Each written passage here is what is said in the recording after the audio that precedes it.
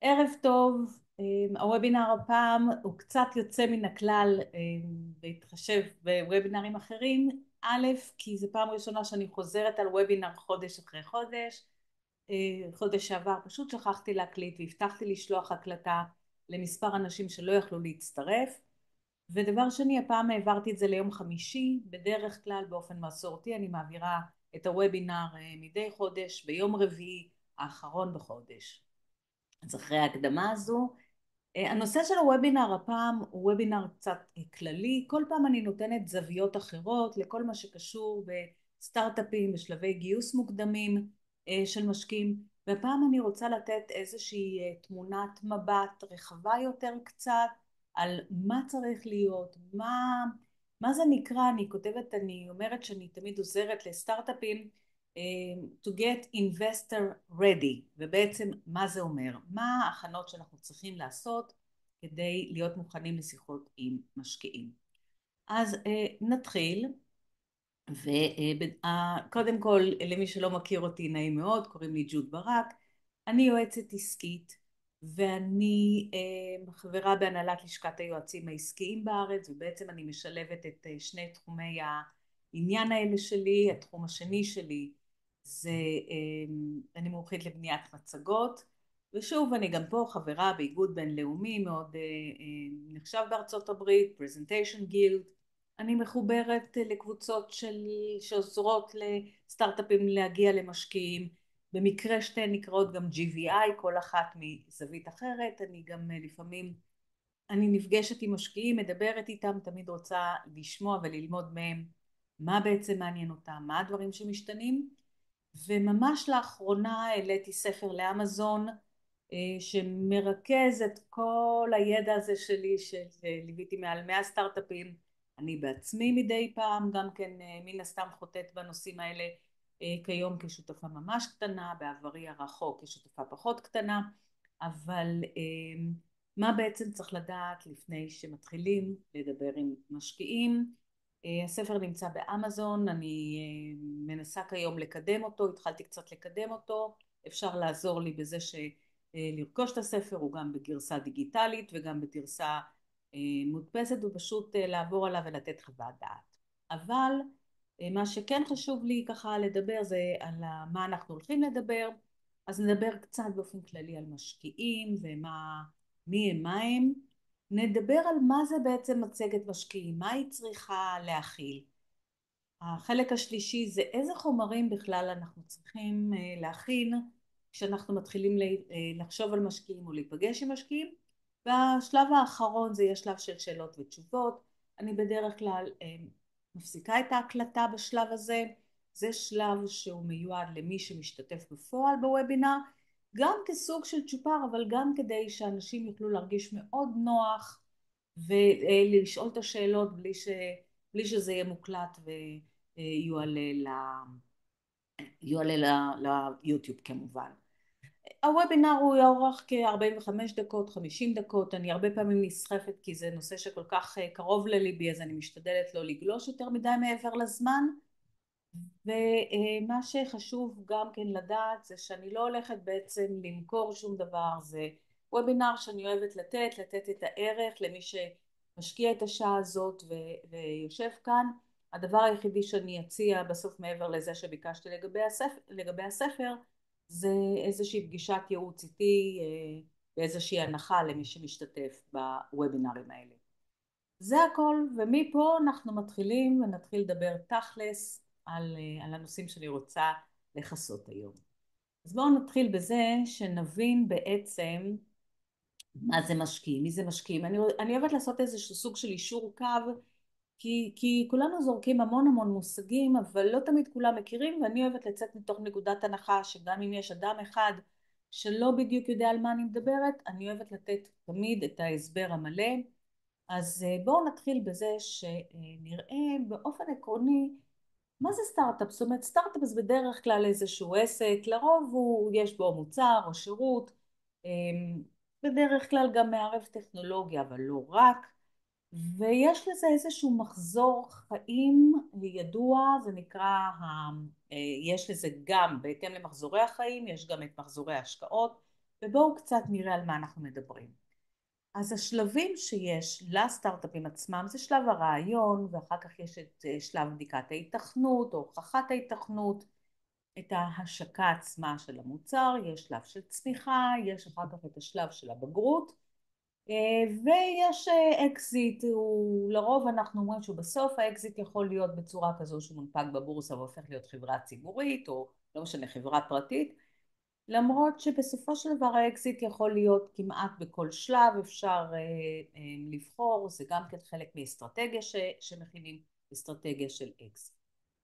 בהתאם לשלבי הקיום של הסטארט-אפים, ושוב זה דברים הם סוג של מוסכמות, תמיד יש יוצאים מן הכלל, וכל פעם שאומרים לי כן אבל זה עשה ככה, נכון, יש איזשהו כלל אבל יש גם יוצאים מן הכלל. אז בדרך כלל בין שלב השקת הרעיון לשלב הוכחת ההיתכנות זה נקרא פריסיד, אלה הם השלבים של ההשקעות המאוד מוקדמות.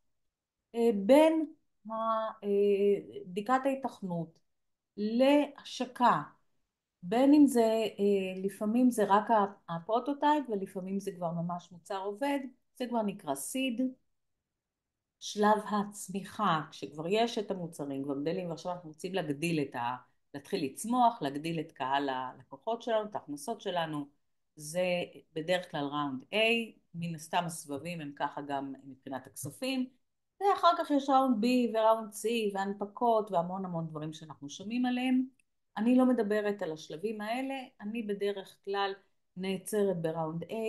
אני אוהבת להיות עם הסטארט-אפים, הערך המוסף שאני מרגישה שאני יכולה לעזור הכי הרבה זה בשלבים המוקדמים, ראונד A, ושם אני יוצאת מהתמונה. וגם כשאני מדברת בוובינרים שלי אני מדברת עד ראונד A. עכשיו, מי הם אותם משקיעים שמשקיעים לפי הסבבים האלה?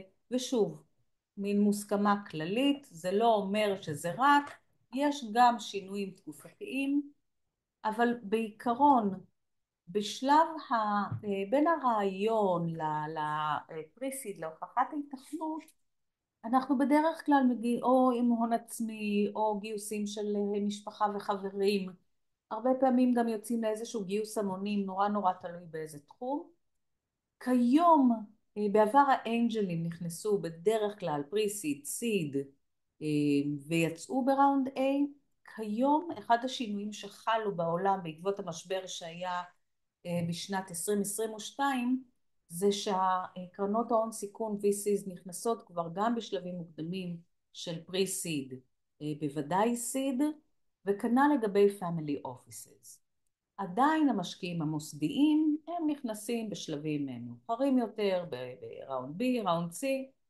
מישהו רוצה לדעת מה גרם לכל השינויים האלה, כל הוובינרים שאני מעבירה הם מועלים ליוטיוב, לערוץ היוטיוב שלי, פשוט תכניסו ג'וד ברק ותגיעו, ויש שם בסוף 2022 ונדמה לי באמצע 2023 קיימתי וובינרים שהסברתי בעצם מה היה המשבר, מה קרה, וכן היה משבר, עוד לא לגמרי יצאנו ממנו, נוסיף לזה גם את המשבר בארץ, אז זה לא פשוט אבל הכל אפשרי. בנוסף לפמילי, לכל המשקיעים האלה שהם מאוד מאוד מוכרים, צריך להביא בחשבון שאפשר לגייס כספים גם ממקורות נוספים, בין אם זה חממות שמשקיעות, גם אם לא במישרין בכסף, אז לפחות בהרבה מאוד מההכנות, הם מאפשרים תמורת אחוזים כאלה ואחרים, הם מעמידים בעצם את המומחים שלהם לרשות הסטארט-אפים, הם עוזרים בהרבה מאוד תחומים. יש נושא של הרבה מאוד סטארט-אפים משום מה מפספסים אותו, אבל זה נושא של שותף אסטרטגי שהוא בעיניי מאוד מאוד חשוב, הוא יכול להביא מה שנקרא כסף חכם גם, וזה לא רק כסף, זה גם הרבה פעמים השלמות, ידע, נושא של מיזוגים ורכישות בין סטארט-אפים שונים, בין חברות שרוצות להכניס חדשנות או להוסיף לשר המוצרים שלהם, גם הם הרבה פעמים נכנסים כשותפים, ואת הקרנות הממשלתיות, אנחנו מכירים פה את הקרנות של לשכת החדשנות, הם יצאו מאמצע 2024, הם יצאו גם עם קרנות אפילו לשלבים המאוד מוקדמים, ומי שצריך כדאי לעקוב. צריך לדעת שהקרנות הממשלתיות פה בארץ הן מתנות את קבלת הסכומים בזה שיש גם משקיע פרטי. יש גם קרנות אירופאיות שמקדמות את החדשנות באירופה. שווה לעקוב ושווה לבדוק את כל האופציות. כשמדברים גם כן על השקעות ומה צריך, דרך אגב יש פה כל מיני QR'ים שאפשר לסרוק, זה בדרך כלל מוביל למקורות שמהם אני שולפת את המידע. יש אתר של Founders Institute שהם באמת מספקים המון מידע על סטארט-אפים בשלבים מוקדמים, ופה למשל אפשר לראות הגדרות ששוב הם איזשהו סטנדרט, זה לא אומר שזה 100% או שזה רק תמיד ככה, ושזה לא כתוב בסלע בשום דרך שהיא, אבל אפשר לראות שכאן הם ממש מראים pre-seed, מה מצפים. ה-customer validation ו-early users זה לא תמיד מחייב, כן לפחות איזושהי הוכחת התכנות, אנחנו נדבר על זה קצת יותר לעומק. בסיד כבר רוצים שיהיה איזשהו אף טיפוס, איזשהו משהו קצת יותר מתקדם, שאפשר באמת להראות שהמוצר שירות יש לו ממש לקוחות שרוצים ושזה עובד, גם אם זה רק לא כל הסטארט-אפ אלא איזושהי ליבה, איזה שהם שימושי ליבה. ובסיריס A זה כבר, כמו שאמרנו, הצמיחה, זה כבר כשרוצים להיכנס לשווקים נוספים, מדינות נוספות, להרחיב את קהלי המטרה למיניהם. לגבי קצבי הצמיחה, אז בפריסיד הם מצפים מ-0 עד 20%, שוב, זה לא תמיד נכון, הרבה פעמים בפריסיד אין לא צמיחה ובטח לא הכנסות, אתם רואים מדולר עד 50 אלף דולר וכן הלאה. אני מציעה או לסרוק או לעשות צילום מסך, זה משהו שנותן איזושהי אינדיקציה, גם אם היא לא מדויקת ב100%, אבל זו איזושהי אינדיקציה מאוד נחמדה. כנ"ל לגבי מה בדיוק הטרקשן הזה, מה מצפים, איזה מחזורים, איזה דברים, איזה סוגי לקוחות. אז פה אותו פאונדר אינסטיטוט יצר את זה לפי ענף, כן? אם זה במרקט פלייס ואי-קומרס, מה הציפיות, אם זה ב-consumer audience, SaaS, פה בארץ אנחנו הרבה מדברים על SaaS, Software Service, Deep Tech,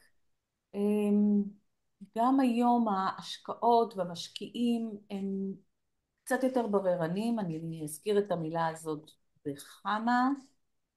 בכמה וכמה הזדמנויות, ולא, יש ענפים שקצת יותר קשה לגייס כסף, כל מיני אפליקציות וכל מיני דברים שהם יותר nice to have, צריך להוכיח שבאמת יש צורך ויש רצון להשקיע בדברים האלה.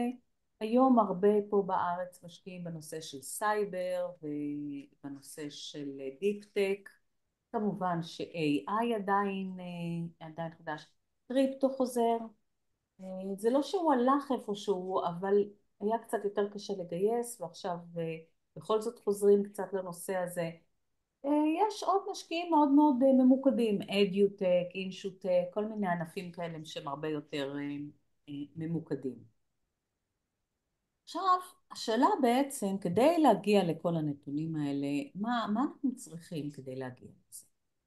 אז דיברתי בהרחבה על הנושאים האלה בוובינר שהיה באוגוסט 2024, אז אני ככה קצת אחזור טיפה על הדברים, אבל אני אתעמק יותר בנושאים האלה קצת של הביזנס פלן והמטריאלס בוובינר הקרוב, מה אנחנו צריכים שיהיה לנו, מה מבחינת המידע העסקי נגדיר ככה, ואיזה חומרים אנחנו רוצים. אני אדבר טיפה פחות על הסטרטג'י והפלנינג, מוזמנים באמת להיכנס לוובינר הקודם. אז ככה, בואו נבין בכלל, כשאני אומרת אסטרטגיה, מה אנחנו רוצים. אז השלב הראשון הוא, מכל אותם סוגים של משקיעים שהראיתי קודם, לעשות איזשהו ניתוח של מי זה בעצם המשקיע האידיאלי עבורי. לכל סטארט-אפ יכול להיות משקיע אידיאלי, יכול להיות שזה מישהו שיש לו כבר את את רוב הידע והמידע ואת האמצעים, הוא רק צריך את הכסף. זה אפשר באמת לפנות לאנג'לים, לקרנות, אבל כמו שאמרתי, לפעמים צריך יותר מזה, צריך כסף חכם, צריך מישהו שיש לו מערכת הפצה טובה, שיש לו מערכת ייצור טובה, שיש לו קשרים מצוינים, אז תמיד צריך לשקול. ברגע שאני כבר יודע להגדיר מיהו המשקיע או המשקיעים, או סוגי המשקיעים הטובים עבורי, השאלה הבאה שלי תהיה, איך אני בעצם יכול להגיע אליהם? איך אני מוצא אותם? מי יכול לעזור לי להגיע אליהם? איזה קשרים אני צריך ליצור כדי להגיע למשקיעים? מה אני צריך כדי לעניין אותם? וזה בעצם יחזור קצת לחומרים שאני הולכת לדבר עליהם. וכל זה חוזר שוב לסוג המשקיע, כי הרבה פעמים אחרי שאנחנו עושים סבב אחד ומנסים לעניין משקיעים, נגלה פתאום שאולי זה לא בדיוק מה שחשבנו, ואולי אנחנו כן רוצים לפנות לעוד סוג של משקיעים. הרבה פעמים אנחנו מקבלים יחד עם הלא שאנחנו מקבלים ממשקיעים, אנחנו גם מקבלים אני לא אבל, ומאוד מאוד כדאי להבין שכל לא כזה מאוד מקרב אותנו להבנה הרבה יותר מעמיקה של מי כן ומה כן. אז אם עד עכשיו ככה נתתי איזו סקירה מאוד מאוד מלמעלה וגדולה על סוגי המשקיעים ועל הדברים שיש לנו, בואו עכשיו נדבר קצת על מה זה מצגת משקיעים ומה צריך להיות בה, כי אני רואה כל כך הרבה חוסר בהירות וזורקים המון המון מושגים ולא תמיד יודעים בדיוק. עכשיו, גם כאן אני אומרת כמו בכל מקום, זה לא כתוב בסלע, אבל אתם תראו שהדברים האלה כן כדאי לחשוב עליהם וליישם. בואו נתחיל במה זה בכלל תוכנית עסקית. תוכנית עסקית, אני תמיד אומרת, היא יכולה, קודם כל עסק, לא רק סטארט-אפ. עצמאי, בן אדם בודד, חנות נעליים, לק ג'ל, קונגלומרטים ענקיים כמו פייסבוק, גוגל וכל מי שרק תחשבו, הם צריכים תוכנית עסקית. ולמה? כי התוכנית העסקית הזו היא נותנת מענה לכמה שאלות מאוד מאוד בסיסיות. השאלה הראשונה היא למה? למה אנחנו עושים את מה שאנחנו עושים? למה דווקא המוצר הזה? מה מניע אותי? בין אם אני עסק של בן אדם אחד ובין אם אני חברה של עשרות אלפי עובדים, מה מניע את החברה הזו? השאלה הבאה זה, אוקיי, זיהיתי איזה צורך, ראיתי, יש איזשהו משהו שאני רוצה להביא לעולם, מה זה הדבר הזה? שוב, אם זה לק ג'ל, אז היא רוצה לעשות נשים, ציפורניים, עניינים, ואם זה פייסבוק, פייסבוק התחיל עם איזה רעיון של בוא נשתף תמונות של בחורות ונדרג אותם, והגיע למשהו היום, וכל זה כי הם רצו, אתה יודע, לעשות משהו פאן לחבר'ה, זה מה שהניע אותם, וכל אחד מאיתנו, ברגע שאנחנו יודעים למה אנחנו רוצים לעשות, אנחנו גם נדע מה, לא פחות חשוב, למי אנחנו הולכים להציע, בין אם זה מוצר, בין אם זה שירות, מי הוא בעצם הקהל של הלקוחות שלנו, של המשתמשים שלנו, כל תחום. מהרגע שאנחנו כבר יודעים פחות או יותר את התשובות לדברים האלה, אנחנו נרצה גם תכלס, מתי אני הולך להציע את השירותים האלה, איפה, האם זאת תהיה חנות שכונתית, האם אני הולכת לעשות רשת חנויות אונליין, האם אני הולכת לתת את השירות שלי בזמינות של 24/7, האם אני למשל רק מתמקד בחגים, אני עכשיו הולכת להציע מוצרי יודאיקה נהדרים לכל העולם, והפעילות שלי תהיה רק בחגים היהודיים או לפני החגים היהודיים. זאת אומרת, מגדירים לעצמנו את גזרות, בואו נקרא לזה גבולות הגזרה.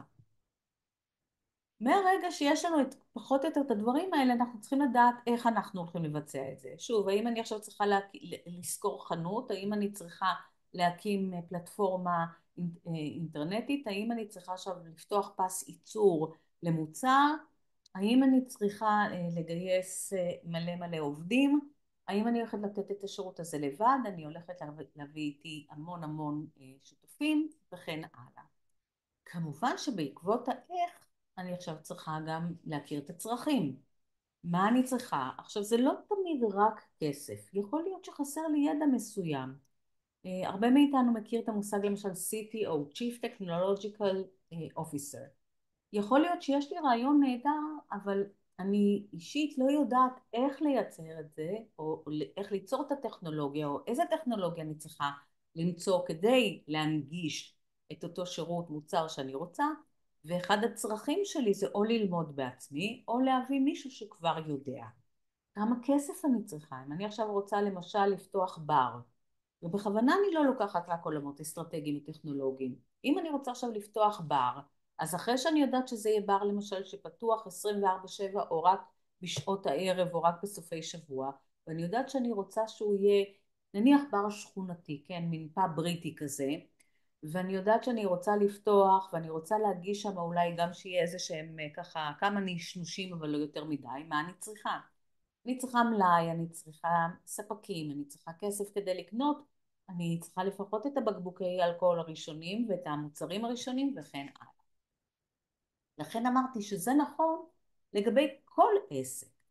עכשיו גם סטארט-אפ צריך דבר כזה, רק שבשפה שלנו נניח של סטארט-אפים אנחנו מתייחסים לכל השאלות האלה בצורה קצת שונה. ובואו נראה מה זאת הצורה השונה הזו. הלמה הזה, ה-why, אנחנו הרבה פעמים מגדירים את זה, ובוודאי שמעתם את זה תחת המושג problem. כי אנחנו באים, אנחנו מזהים איזשהו צורך או איזושהי בעיה, ואנחנו נותנים מענה לצורך. ואני אדבר עוד מעט גם למה זה מאוד חשוב. אבל בואו נראה קודם איך מתרגמים את אותה תוכנית עסקית שעשינו לשפה שלנו, של הסטארט-אפים, שהיא כבר גם השפה של המצגת, של מצגת המשקיעים. זה מה שהמשקיעים ירצו לראות ולהבין על הסטארט-אפ. אז איזה בעיה הסטארט-אפ פותר, או השירות או המוצר של הסטארט-אפ? מה, כמובן, מה הפתרון שלנו, כן, זה הסולושן. ההום קצת עכשיו הופך להיות טיפה ליותר מסובך. קודם כל, מי משתמש הקצה? מי הלקוח? וזה לא תמיד אותו דבר, גם על זה נדבר עוד מעט, ואם אני לא אספיק להגיע לזה הפעם, אז שוב, אפשר לפנות תמיד לוובינרים הקודמים, שכל אחד ככה יש לו איזשהו מיקוד, במיקוד הזה גם דיברנו על זה קצת, ומי הצוות? תראו, צוות הפך להיות דבר מאוד חשוב, נדבר קצת יותר לעומק בהמשך. ה-when וה-where שוב משנים קצת את המינוחים שלהם. יש לנו מה שנקרא סטטוס, איפה הגענו עד היום, מה עשינו עד היום, כמובן שזה מתעדכן כל הזמן, ומשהו שהוא מאוד חשוב זה ה-market potential, לאיפה אנחנו רוצים להגיע, אתם זוכרים שהיה when ו-where, מה הפוטנציאל שוק לכמה אנשים אני יכול להגיע במקסימום. ה-how גם הוא קצת מתחלק, יש לנו מה שנקרא business model, שזה מתייחס לאיך אני הולך לעשות כסף מהרעיון שלי, ה-go to market זה איך אני הולך להגיע לאותם לקוחות שזיהיתי. וה-needs, את זה אנחנו צריכים לפרוט היטב עבור המשקיעים, כי בעצם הם אנחנו פונים בהקשר הזה, ואז יש לנו כמה כסף אנחנו רוצים לגייס, מה הצרכים שלנו, למה אנחנו רוצים להשתמש בכסף הזה, אנחנו צריכים לפרט, כי אף אחד לא באמת נותן לנו $1,000,000 מההתחלה, אלא נצטרך לחלק את זה לתחנות. ה-road map זה אותן תחנות שאנחנו ניצור מה השלבים הבאים, ועל איזה שלבים אנחנו מגייסים, ולכמה זמן. וה-burn rate זה מה שאנחנו גם קוראים לזה הרבה פעמים תזרים מזומנים, או לכמה זמן בעצם יספיק לי הכסף הזה, מתי ייכנס אולי הגיוס הבא, מתי אני מצפה כבר להתחיל להכניס כסף בעצמי וכן הלאה. בואו ניכנס קצת יותר לכל אחד מהנקודות האלה. כי בעיניי הם שוב, זה מה שמחפשים. אם אתם תסתכלו על זה ותראו את זה, כמו שאמרתי, גם הספר יוביל אתכם צעד צעד בתהליך הזה.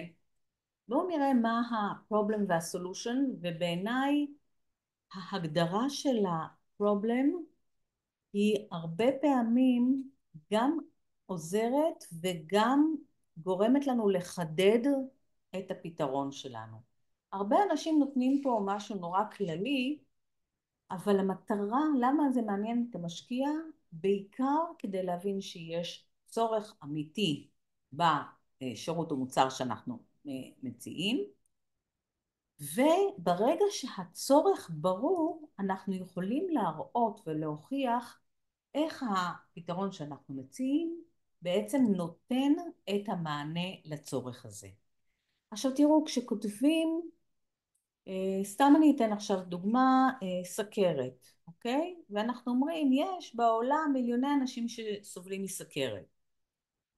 יופי, זה נכון, אבל אם הפתרון שלנו כרגע זה איזשהו אולי תוסף שעוזר למנוע או כל דבר אחר, יכול להיות שהגדרנו את הבעיה יותר מדי גדולה.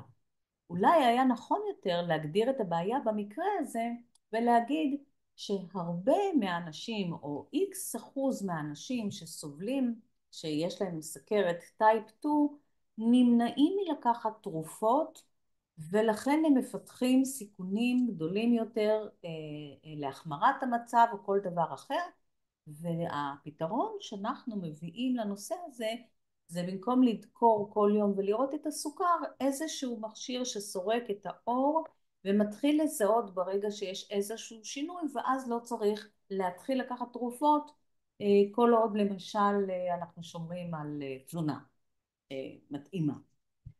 עכשיו ברגע שאנחנו יודעים להגדיר, אז גם המשקיע יותר ברור לו, וואלה יש אנשים, כי אני באמת מכיר לפחות כמה אנשים שלא אוהבים לקחת תרופות נגד סכרת, והנה יש פה פתרון שיניח את הדעת, וסביר להניח שגם אם אפילו יהיה טיפה יותר יקר מהתרופות, יהיה להם עניין לקחת כי הם לא רוצים להתמכר לתרופות. זאת אומרת זה ממש מנחה את המשקיע להבין גם את הצורך וגם את הפתרון. יש סיפור קטן שאני אוהבת לתת בנושא הזה. אני יושבת הרבה פעמים במה שנקרא דמו דייז, שבאים סטארט-אפים ומציגים אה, את הפיצ'ים שלהם ומקבלים פידבק, ואחד הסטארט-אפים שהופיע היה בחור מאוד בטוח בעצמו, מספרד, מאוד מאוד נחמד, והוא אמר שיש בעיה מאוד גדולה בעולם בלהעביר כספים בין מדינות שונות, בין ארצות שונות. בדיוק באותה תקופה הייתה לי בעיה, הייתי צריכה לקבל כסף בדולרים קנדיים, ולא כל פתרונות הסליקה שלי לא בהכרח נתנו לי מענה, ובאמת קצת הסתבכתי בעניין הזה של הדולרים הקנדיים. כשהוא דבר על זה ממש נפתחו לי אוזניים, כבר הייתי מבסוטית, הנה הולכים לתת לי פה איזשהו פתרון. ואז הוא דיבר על מערכת, פלטפורמה שמיועדת לכל מיני מנהלי כספים, שמאחדת כל מיני דברים, וזה ארנק דיגיטלי והכל.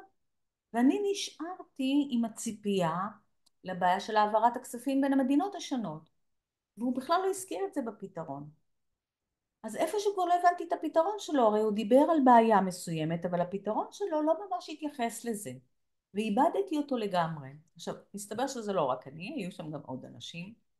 אז ככל שנדייק בהגדרת הבעיה, ונוכל להראות שאכן יש אנשים שיש להם את הבעיה הזו, אנשים, מוסדות, לא חשוב, כל אחד שיכול להכניס את היד לכיס ולשלם עבור השירות שאנחנו מציעים או המוצר, ככה יהיה לנו גם יותר קל להסביר את הפתרון וגם לתת את כל המענה השלם. אז עד כאן לגבי החלק הזה.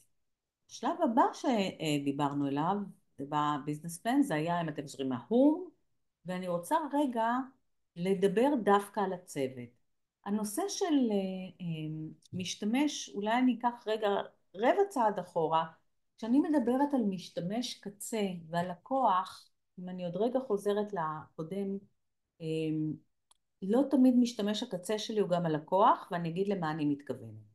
למשל בנושא של medical devices, כן, של ציוד רפואי, נניח שאנחנו עכשיו ממציאים איזושהי סכין שיודעת לאתר את גבולות הגזרה של הפצע או של החתך שצריך לעשות, והמנתח לא צריך כמעט לשבת ולעשות מדידות ורישומים וכל דבר כזה, פשוט הסכין עצמה יודעת בדיוק איזה גודל. יכול להיות שאני מדברת שטויות, זה לא משנה, אני רק רוצה קצת להראות ככה מה ההבדל בין משתמש קצה ולקוח. משתמש הקצה יהיה הכירורג, אותו מנתח שצריך לעשות את הניתוח, והוא רוצה להיות כמה שיותר מדויק, לחסוך לעצמו גם זמן אבל גם אולי בעיות של רשלנות רפואית וכזה. אבל מי שיקנה עבורו את העסקים המנתחים זה לא יהיה המנתח עצמו, לרוב זה תהיה בית החולים שהוא עובד בו, הקליניקה שהוא עובד בה, או אולי אפילו משרד הבריאות שהכניס את זה כתקן. אז הלקוח שלי הוא בית החולים, ושם אנחנו צריכים להגיד, בעצם ברגע אתם תקנו את הסכינים האלה המיוחדים, אתם תוכלו לבצע יותר ניתוחים כי זה חוסך זמן לרופא. אז להם יש פה עניין.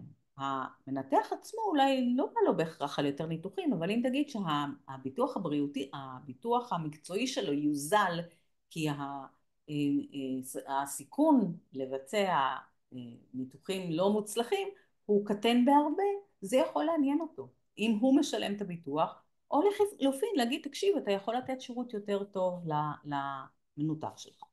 אז תעשו את ההבדל תמיד בין הלקוח שהוא זה שישלם עבור המוצר לבין משתמש הקצה. לפעמים הוא אותו אחד, ולפעמים זה שני גורמים שונים שלכל אחד יש אינטרס או מחפש ערך שונה. לגבי הצוות אני רוצה לחזור כי לאחרונה יותר ויותר משקיעים חזרו להבין שהצוות הוא לא פחות חשוב מהמודל העסקי, כי הצוות צריך להיות מסוגל ליישם את המודל העסקי של אותו עסק. עכשיו, סתם להתחיל לתת שמות ולהגיד שזה המנכ"ל, זה הסמנכ"ל וזה העוזר של המנכ"ל, זה לא מספיק. אנחנו צריכים לדבר כל אחד על מה חלקו, כן, במיזם, כן, פאונדר, כן, CEO, כן, CMO, CTO, אבל מה הרקע שהופך אותו לאדם המתאים ביותר לתפקיד הזה.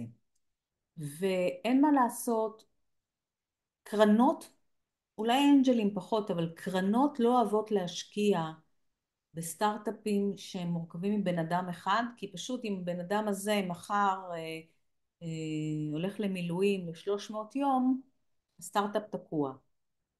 הם היום מעדיפים להשקיע בצוות, הצוות יש לו בהחלט מרכיב מאוד גדול בשיקול שלהם האם להשקיע או לא, ותכף נבין גם שזה לא רק מה הניסיון שמביאים, אלא צוות גם צריך להיות מורכב מאנשים, לפחות אחד שיהיה בתחום המקצועי, אם אנחנו מדברים על סייבר למשל, שלפחות אחד מהם יהיה בכל האלגוריתמינג שיבוא עם הניסיון, מישהו שמבין או בטכנולוגיה או ב-operations, שוב תלוי מה הסטארט-אפ מביא לעולם, ולפחות תפקיד אחד שהוא מתייחס ל-business development, לפיתוח העסקי,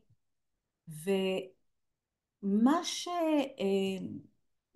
כל בעלי התפקידים האלה חייבים בהכרח לשבת על הפיירול הקבוע, כן, הם לא חייבים להיות שכירים או בהכרח שותפים. היום קרנות, גם אנג'לים, כן מוכנים לקבל הסכמים קצת יותר ארוכי טווח עם יועצים לנושא הזה. אם למשל יש איזשהו סטארט-אפ שחלק מהשירות שלו דורש פיתוח טכנולוגי, אם אתם רוצים לקחת מה שנקרא fractional CTO, שזה אומר איזשהו מנהל טכנולוגי מיקור חוץ או בעבודה חלקית, הם מקבלים את זה, הם כמובן ירצו לראות שיש הסכם, הם ירצו להכיר גם אותו, הם ירצו לראות את מה הוא מביא, שהוא אכן האדם המתאים. כנ"ל לגבי business development, אין שום בעיה לקחת מקור חיצוני שילווה לשלב הצמיחה, ויכול להיות שזה מספיק עד השלב שכבר החברה תעסיק מישהו במשרה מלאה. אז לא להירתע מזה שאמרתי שצריך להיות צוות, אבל לפחות שני co-founders כן רצוי שיהיו, כמו שאמרתי, שאם אחד קרה משהו שלפחות יהיה עוד אחד שהם לא יפסידו את כל הכסף שהם השקיעו בסטארט-אפ. אז צריך לראות איפה עובר קו האיזון, כן? בין להתחיל מראש להביא הרבה אנשים לבין בכל זאת לתת איזשהו שקט למשקיעים. נמשיך הלאה. אני רוצה עכשיו קצת לדבר שוב על עוד מושגים שקשורים למה המשקיעים רוצים לראות. אז דיברנו קודם על הנושא הזה של ה-market potential, ופה אני רוצה עכשיו גם להתייחס לעוד שני מושגים שהרבה פעמים קצת מערבבים את המושגים האלה, ואני רוצה לעשות קצת סדר בבלגן. אז יש לנו משהו שנקרא market potential, יש לנו את ה-go to market, ה-business model, וכל אחד מהם הוא בנפרד, אבל בסוף גם מתחברים ביחד, ובואו נראה איך. market potential, עוד פעם אני הולכת לשלוף מושגים, ויותר מפעם אחת כבר יצא לי לראות שאנשים סורקים את המושגים, אבל לא תמיד יודעים בדיוק מה הם אומרים. אז יש לנו טעם, סם וסום, והרבה אנשים תשאלו, כן, הטעם, סם, סום. כשאני שואלת, אוקיי, אבל מה? לא תמיד יודעים. ההמלצה שלי תמיד, כשיש מושג, לא להתבייש לשאול, רגע, למה הכוונה? אני עושה את זה המון בשיחות. גם כשאני יודעת, אני רוצה לראות שהיזם יודע על מה הוא מדבר. אז מה זה הטעם? total addressable market. זה השוק המקסימלי שאליו אני יכול לפנות בשלב הבגרות. כשאני כבר אוכל לתת שירות, ושוב, אם אני לוקחת נניח אני אקח את הנושא הזה של אותה סכין שדיברתי, לא, אני אתן דוגמה אחרת שאני גם מאוד אוהבת לתת, ובואו נניח שאני עכשיו הולכת לייצר פחית ירוקה. הפחית הירוקה הזו היא, יגידו לי, שוק השתייה העולמי הוא כך וכך גזיליון דולר. ואני אומרת, אוקיי, אבל זה לא באמת השוק האמיתי שלי, כי יש גם בקבוקי יין, ויש גם בקבוקי ליטר וחצי, ויש עוד דברים שהם מעבר לעולם הפחיות. אז זה לא באמת השוק שאני הולך לפנות אליו בכלל. השוק שלי, או ה-total addressable market, הוא יהיה שוק הפחיות העולמי. עד כאן אני בסדר. עכשיו יש לנו service available market. זאת אומרת, אותו שוק שהוא פנוי עבורי. מה הכוונה פנוי עבורי, או נמצא שם עבורי? זה אותם אנשים שאכפת להם מהסביבה, שהם מוכנים אולי לשלם טיפה יותר כדי לשמור על הסביבה. וכאן אני כבר אומרת, רגע, לא כל מי ששותה פחיות באמת אכפת לו מהסביבה, יש כאלה שאוהבים לחנצ'ץ' אותם ולהעיף אותם לריסייקל או לא משנה מה זה יהיה. אז אני אומרת, נניח בערך 20% מהעולם אכפת להם מהסביבה, ירוקה, הלוואי וזה יהיה 80% מהעולם, אבל זה הופך להיות ה-available market שלי. כי כל אותם אנשים שבכלל לא אכפת להם מסביבה ירוקה, מראש אני לא מעניינת אותם. אז השוק שלי עכשיו, הוא יצטמצם נניח ל-20%, 30%, 40%, לא משנה כמה שנגלה שזה השוק שאכפת. עכשיו אנחנו מגיעים למושג האחרון שהוא serviceable obtainable market. הרי אני לא אצליח באמת לחדור, בוודאי לא בתחילת הדרך, או אפילו בשלוש שנים הראשונות, אני לא אצליח לכל המדינות בעולם ולכל השווקים בעולם. אני אצטרך להתמקד, נניח כרגע אני אעשה פיילוט בישראל, ואחר כך אני ארצה להרחיב לעוד 3 או 4 מדינות. אז זה יהיה הסום שלי. אז כשאני מסתכלת, ב-overall על המרקט פוטנשל שלנו, אז שוב, בדרך כלל הטעם, הסם והסום, היחסים ביניהם הם שונים, פשוט זה לא נכנס לי מספיק טוב פה במצגת, אבל ה-total available market זה השוק הרחב ביותר שאני יכול להגיע אליו ב-100% חדירה.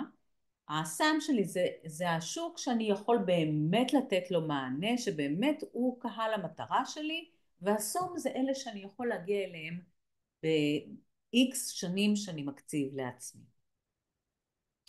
עכשיו, אחרי שאנחנו יודעים מי השוק שלנו, ואנחנו כבר יודעים מי הלקוחות שלנו ומי משתמשי הקצה שלנו, כי הגדרנו את זה קודם, עכשיו אני מתחילה לדבר על משהו שנקרא go to market. ה-go to market זה דרכי ההגעה שלי לשווקים האלה, ללקוחות האלה שציינתי.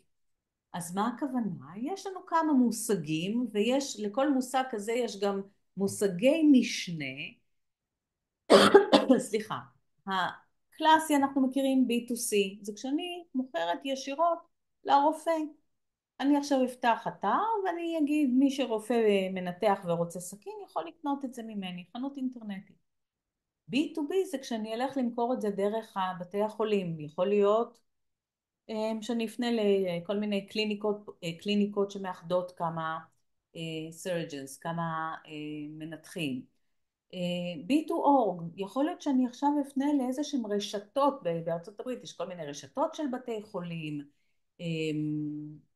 אז יכול להיות שאני אפנה לרשתות כאלה שהם יהיו כאילו מנהל הרכש של הרשתות האלה.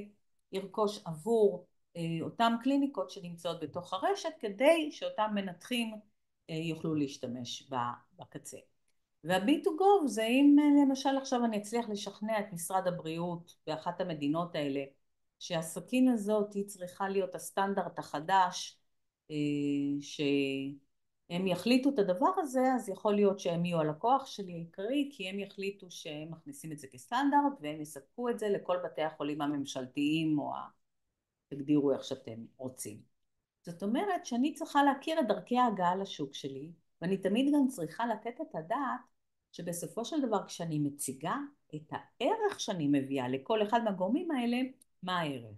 אז המנתח דיברנו קודם, יהיה לו קל יותר לעשות, הקליניקה היא תוכל להכניס יותר ניתוחים, והרשת תוכל לחסוך בזמן ולחסוך בעלויות ביטוח, והמשרד הבריאות הולך ליצור פה באמת משהו, רפואה הכי מתקדמת בעולם וכן הלאה וכן הלאה. אם אני עכשיו משלבת, לוקחת את אותו addressable market שלי, או הסום שלי, כן, ה-obtainable market שלי, ואני כבר יודעת איך אני הולכת להגיע אליו, מה שנשאר לי זה להבין גם מה המודל העסקי שלי, איך אני עכשיו הולכת לעשות כסף מהדבר הזה. אז במקרה של הסכין הזאת אולי זה יהיה מאוד ברור, אבל כשאנחנו מדברים על שירותים ועל כל מיני פלטפורמות ועל כל מיני זירות מסחר וסאס והמון, יש לנו לפעמים כמה מודלים עסקיים, ויש לנו כמה אפשרויות, מה שנקרא מונטיזציה, כן? לעשות מונטיזציה מהנושא הזה. אז לפעמים זה מכירות ישירות, כמו שאמרתי, לפעמים יש לנו subscription, מנוי, ולפעמים אני רק אקח זכויות שימוש ופרסומים, כל מיני. זאת אומרת אני יכולה גם לשלב הרבה פעמים בין מודלים שונים. אני יכולה להגיד שיהיה לי פרימיום ופרימיום וכל מיני מודלים. הרעיון הוא, אבל כשאנחנו מדברים מול משקיעים, מה שמאוד מאוד חשוב זה לא סתם לזרוק, הם עולים, איך אני אומרת, הבולשיט רדאר שלהם מתחיל לעבוד. המודלים האלה צריכים לשבת טוב, הם צריכים לבוא עם הסבר מאוד מפורט, אתם צריכים להכיר טוב וגם לוודא שאכן האנשים, הלקוחות שלכם, יהיו מוכנים לשלם את זה, כן? כי אני יכולה להגיד, אוקיי, אני הולכת לייצר את הפחית הירוקה הכי טובה בעולם, והיא תעלה $100 לפחית, סיכוי שמישהו יקנה משקה שרק הפחית היא $100 לא רלוונטי. אז אני אצטרך אולי למצוא משהו אחר, יכול להיות שאני אצטרך למצוא לקוח אחר, יכול להיות הרבה מאוד דברים שכל הזמן צריך להיות באיזון כל הנושא הזה.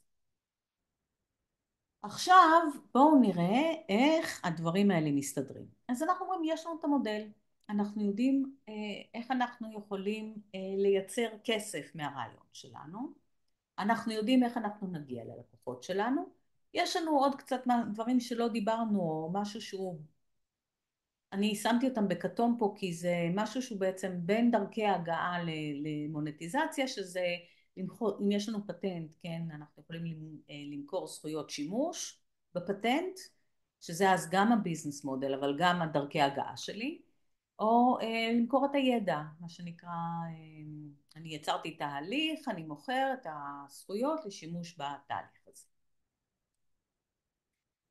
מה שצריך בסופו של דבר, מה שמעניין את המשקיעים, אנחנו רוצים להגיד, אוקיי, יש לי 3 ערוצי הכנסות, אמרתי, הביזנס מודל שלי יכול להיות מבוסס מ3 סוגים, כן, יהיה לי מנוי, יהיה לי מכירות ישירות, ויהיה לי איזושהי פלטפורמה ששם איזושהי זירת מסחר שאנשים בין לבין.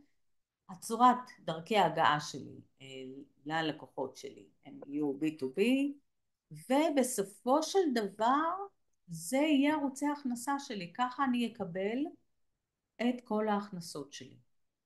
אז זה, אנחנו רשמנו את זה פה טקסטואלי, אבל הרבה פעמים זה בעצם איזשהו סוג של אקסל נקרא לזה, למרות שזה לא, קצת יותר ויזואלי. נעבור הלאה לשלב הניץ. בניץ פה אנחנו נכנסים באמת למספרים, אנחנו צריכים שהמספרים האלה ישבו טוב, נדע להסביר אותם. מאוד מאוד חשוב לתת את ההנחות היסוד שאפשר יהיה בקלות גם להחליף, כי הרבה פעמים משקיע אומר, רגע, אתה אמרת שאתה תמכור פה 100 יחידות ב$1,000, מה קורה אם תמכור רק 50 ב-2,000 או ב-1,800? כדאי שכל יהיה בנוי בצורה כזאת שברגע שמשקיע שואל שאלה אפשר לתת לו מענה מיידי. אני פה עשיתי כמה צילומי מסך של איזשהו טמפלייט שאני מוכרת, מי שקונה את הספר יכול להוריד אותו בחינם.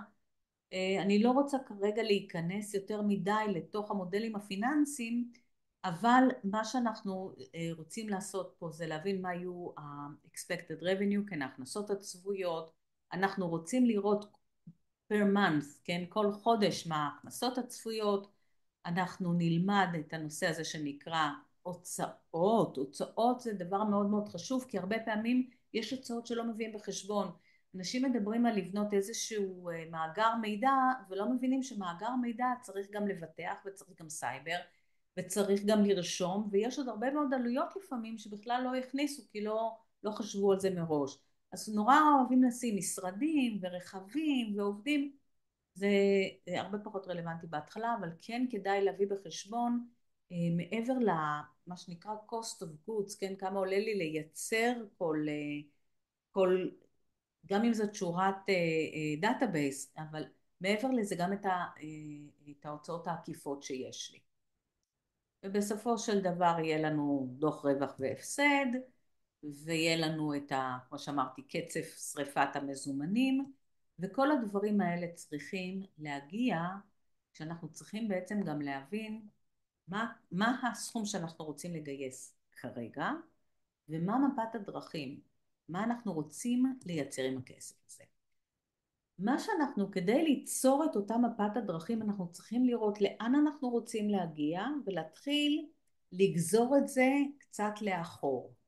ואז אנחנו אומרים, למשל, תגדירו את ה-18 עד 24 חודשים, את המטרות שלנו, מה אנחנו רוצים, ועכשיו לזהות את מה שאנחנו קוראים תמיד את הנקודות הקריטיות, או את הנקודות אוקיי, פה בעצם אני יכול כבר להגיד שהפיילוט שלי מוכן, פה אני כבר יכול להגיד שעשיתי איזה ולידציה, פה אני כבר חלק מסוים, ה-MVP שלי מוכן, וכן הלאה, כן. ולהבין את זה גם את החלק של המוצר או השירות שאנחנו רוצים. לראות כמה כסף אני צריך לכל אבן דרך כזו. לפעמים יש לנו 2-3 אבני דרך ביחד, אבל כל אחת מהן מסתיימת בחלק אחר ואנחנו צריכים לעשות את התחשיבים האלה. צריך לראות מה קודם למה. לפעמים יש דברים שאנחנו יכולים לעשות במקביל, אבל לפעמים עד שלא נסיים למשל את ההגדרה של מה זה פיילוט ומה יחשב כהצלחה, אנחנו לא יכולים להתחיל אותו. לעומת זאת, לתכנן הטכנולוגיה יכולה להתפתח במקביל, כי לצורך הפיילוט אני עדיין לא צריכה את הכל, אני מסתפקת בחלק, אבל אני רוצה שהם ימשיכו לפתח גם את שאר הדברים. או מודולים מסוימים שאני רוצה להוסיף הלאה.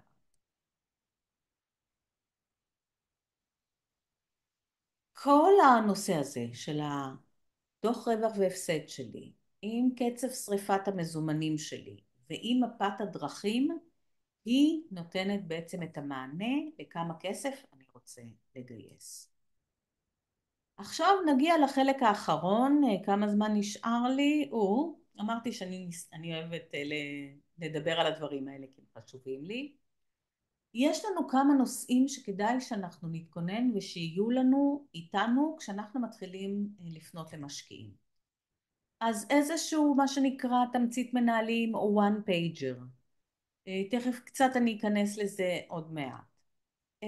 איזשהו מצגת משקיעים שגם עליה אני אדבר. כדאי שיהיה לנו מחקר שוק. כדאי שיהיה לנו איזה שהם דמואים, איזשהו משהו שאנחנו כבר יכולים להראות למשקיעים, איזשהו אב טיפוס, איזה שהם אפילו הדמיות, אבל שיבינו על מה אנחנו מדברים. כדאי מאוד כבר לדעת להיות מוכנים כדאי לדבר עם עורך דין, גם על הסכמי השותפים, גם להבין הרבה פעמים כשאנחנו מתחילים לחלק אחוזים, ואיזה סוג של הסכמים אנחנו רוצים לעשות. יש הסכמים שונים ממשקיעים, וכדאי להכיר את האופציות לפני שממש מתחילים לדבר עם המשקיעים. אני קצת אקדיש יותר זמן ל-Executive Summary ול-Investor Deck. אני יצרתי לטובת הספר שלי, יצרתי איזו חברה פיקטיבית שעליה אני עושה את כל ההדגמות, וקראתי לה Solar Advance, שהיא חברה שעוסקת בתחום כמו שמבינים אנרגיה סולארית וכן הלאה. הוואן פייג'ר צריך לרכז מאוד מאוד בקצרה קצת את הבעיה, שוב כי אנחנו רוצים להוכיח שיש איזה צורך, הנה שיש עלויות עלויות כל הזמן של האנרגיה, ויש את הבעיה של עקבות הפחמן שאנחנו משאירים, ומה הפתרון שלנו, מה ההזדמנות, כן, מה ה-market opportunity כרגע. אנחנו אוהבים הרבה פעמים לא רק לתת את המרקט, את הטעם סם וסום, אלא גם את ההזדמנות שיש, מה הביזנס מודל שלי, קצת על תשקיפי ההכנסות, או איך אני הולך להפוך את הרעיון הזה למשהו רווחי, על הטים שלנו, שוב מי הם, ומה הצרכים שלנו. עכשיו, בדרך כלל הוואן פייג'רים האלה משמשים אותנו, אתם זוכרים שכשדיברנו על האסטרטגיה, מי יכול לעזור לנו להגיע למשקיע? בדרך כלל אנחנו ניתן את הוואן פייג'רים האלה לאנשים שיכולים להביא אותנו, כשמשקיע יגיד אוקיי, שישלחו לי את המצגת. אז זה בדרך כלל שלב מקדים. אז כדאי לעשות את המצגת ואחר כך לייצר את הוואן פייג'ר הזה שמרכז את הנקודות החשובות. אם אני עכשיו רוצה לדבר טיפה על מצגת המשקיעים, אני שוב הבאתי כאן איזושהי דוגמה מאותה חברה שיצרתי, Solar Advance, ופה אנחנו אומרים, כמו שהתחלנו עם איזושהי בעיה, אנחנו כולנו רוצים את האנרגיה הסולארית, אבל יש כרגע עלויות גבוהות, ולא תמיד זה פותר לנו את בעיות הפחמן, ויש לנו לא תמיד יש לנו מספיק פתרונות, ואז אנחנו מתחילים להגיד אוקיי, אלה הם הפתרונות שאנחנו מביאים כדי להוריד את העלויות, כדי להוריד את הפחמן ואת כל מה שצריך.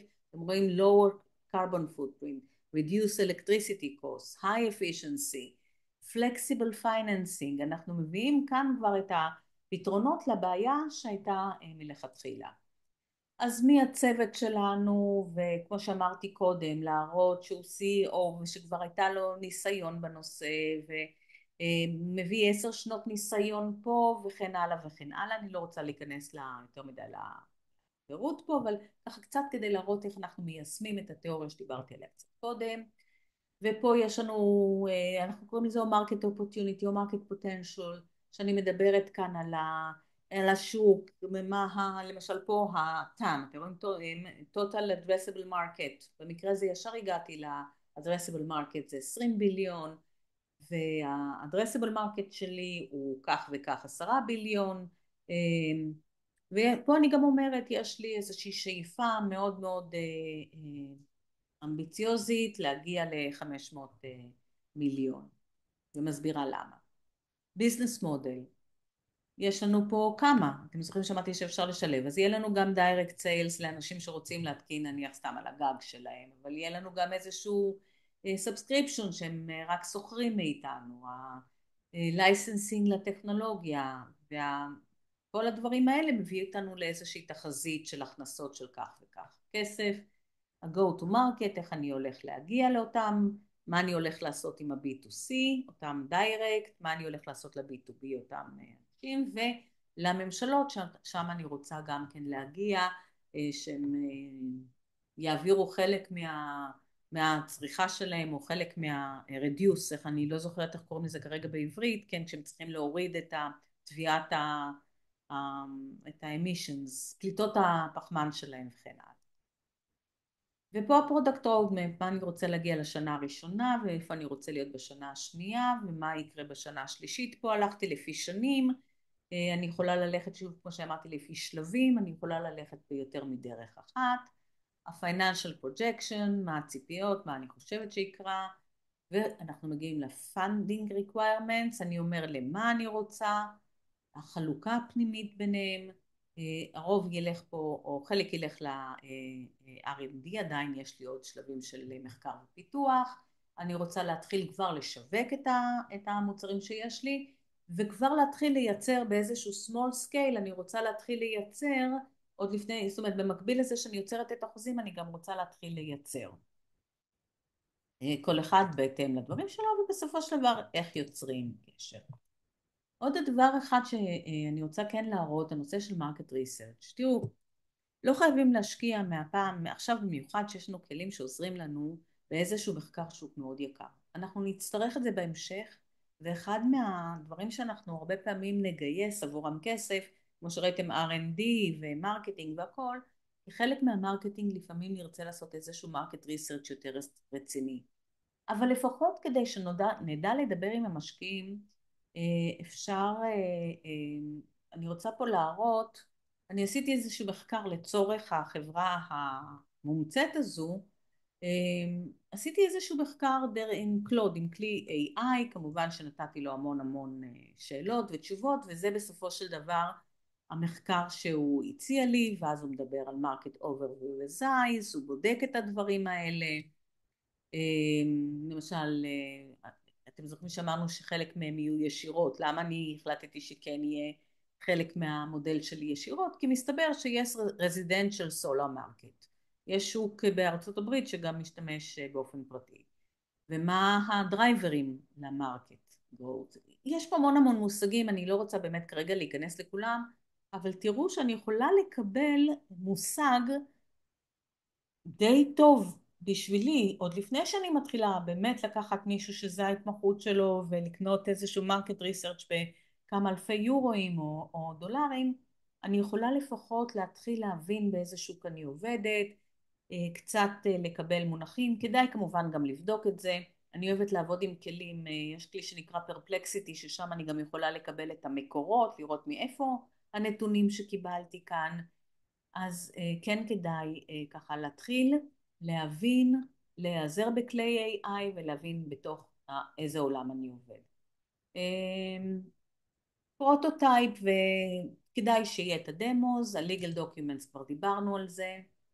כמו שאמרתי, אנחנו תכף נעבור לשלב השאלות ותשובות אם יש לכם.